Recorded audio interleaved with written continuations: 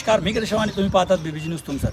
आम्ही आलेलो ग्राउंड झिरोमध्ये जे शहर वार्डाकडे रस्ता जातो, शिवमंदिरजवळ एक तळा आहे, त्याला भुजी तलाव म्हणतात. तिथं आता नुकताच हा जिल्हा परिषदच्या अधिकाराअंतर्गत असलेला आणि नगर परिषदेने काम केलेला हा 6 करोडचा. आम्ही जेव्हा मुख्याधिकारी यांच्याशी भेटलो, त्यांना विचारलं की हा खोलीकरण आणि नूतनीकरण कशा करता, तर त्यांनी सांगितलं की इथं गावच्या सांडपाणी येतो आणि दूषित होतो, इथं गाई ढोरं पाणी पितात आणि मासोळे असतात, त्या मरतात, म्हणून आम्ही याला नूतनीकरण करतो. सर्वात प्रथम काम सुरू करण्याच्या पूर्वी कायद्यानुसार इथं साईन बोर्ड असायला पाहिजे, माहितीचा फलक असायला पाहिजे.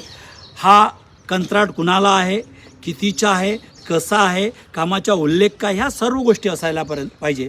परंतु कामाच्या बिलही उचलण्यात आला काही प्रमाणात, तरी अद्यापही तिथं बोर्ड लावलेला नाही. याबाबत मुख्याधिकारी यांच्याशी चर्चा केली असता त्यांनी सांगितलं होतं की लवकरात लवकर आम्ही आता कंत्राटदाराला सांगू, ते बोर्ड लावून देतील. पण अद्यापही 15 दिवस लोटले पण त्यांनी बोर्ड लावले नाही. हे जे घरातले सांडपाणीचे पाईप निघाले तुम्ही पाहू शकता, हा कसला शुद्धीकरण होईल? अहो पुन्हा त्यात दुर्गंधी जात आहे. यांनी अगोदर ज्या रजानगर आहे इथल्या लोकांनी तक्रार केली होती की आमचं सांडपाणी जाईल कुठे. तेव्हा एका पुढाऱ्याने म्हटले, तुम्ही आपला सांडपाणी तुम्ही बघत बसा, आम्हाला काही घेणं देणं नाही.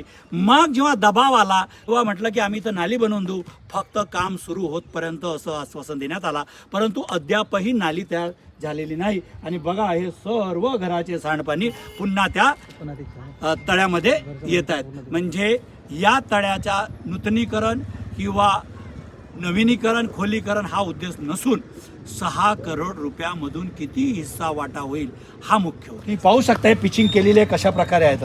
हे बघा, हे दगड बघा, हे बघा दगड, हे पिचिंग आहे. ही काय पिचिंग आहे, ही काय आहे? हे कुठेही पिचिंग केलेली नाही, सर्व असं ठेवलेले दगड आहेत. तुम्ही पाहू शकता या तळ्यामध्ये जो पाणी होता, उन्हाळ्यामध्ये जास्त पाणी नव्हता, परंतु तो पाणी काढण्याकरता या नगरपालिकेने 50 लाख रुपये दिलेले. याला खोलीकरण म्हणावं का? यात उलट भरण भरण्यात आला. यांच्यावर काही लोकांनी असा आरोप केला की जो खोलीकरण करायचा होता ते या कंत्राटदाराने खाजगी लोकांना म्हटलं की तुम्ही आपली JCB आणा, आपला ट्रॅक्टर आणा आणि वरून मला 400 रुपये द्या.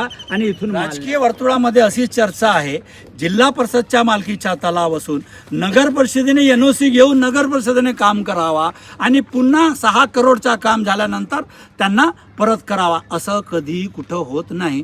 परंतु इथं झालेलं आहे की 2 राजकीय व्यक्तीला मोठी रक्कम देण्यात आलेली आहे. एकाला 60 लाख रुपये आणि एकाला 40 लाख रुपये असा दबल्या आवाजामध्ये आरोपही केला जातो. मुख्य मुद्दा असा आहे, या ठिकाणी 6 करोड खर्च करण्याची गरज काय? गावामध्ये नाल्या तुळून भरलेल्या आहेत, त्यावर पैसा खर्च करत नाही. गावामध्ये बरोबर रस्ते नाही आणि वरून या ठिकाणी एवढा 6 करोड रुपये खर्च केला.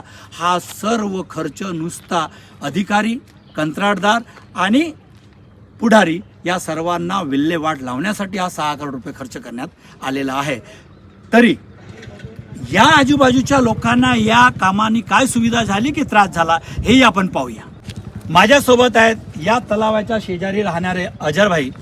आपण यांच्याशी विचारूया की ह्या कामामुळे यांना लाभ आहे की नुकसान आहे. अजरभाई, तुम्ही सांगा की हे जे काम करण्यात आले 6 करोड रुपयाचे, पाणी सोडण्यासाठी फक्त 50 लाख रुपये, यापासून तुम्हाला काही फायदा है कि नुकसान है? कोई फायदा नहीं है ना सर. ये 6 करोड़ का काम भी नहीं है वैसे देखा जाए तो. ये यहाँ पे गट्टू ये लगा है, ये गिरते जा रहा है. अभी जैसे तालाब ये ओवरफ्लो हो जाएगा तो यहाँ की जो नालियों का पानी है उल्टा रिवर्स जाएगा ना अंदर, वहाँ से पानी नहीं निकल पाएगा.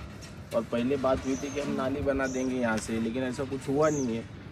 हाँ, तुम्ही कुणा पुढाऱ्याला तक्रार केली का कधी? नहीं, तकरार तो किए नहीं, पर यहाँ पे जब वो हुआ था फूकी जी आए थे, हाँ. तब उनसे हमारी वार्तालाप हुई थी इस विषय में. तो उन्होंने बोले थे कि यहाँ पे जो भी है इंजीनियर आएगा वो देखेगा, कर देगा. पर यहाँ नालियों का कुछ हुआ नहीं है. परंतु अद्याप त्यांनी आश्वासन पूर्ण केलेले नाही. कुछ नहीं ऐसा कुछ. तुम्हाला वाटतं का 6 करोड रुपये खर्च झालेले? नहीं. कहाँ से 6 करोड़ हो जाएंगे? यहाँ का मुरुम भी बेचे 300 रुपये ट्राली में.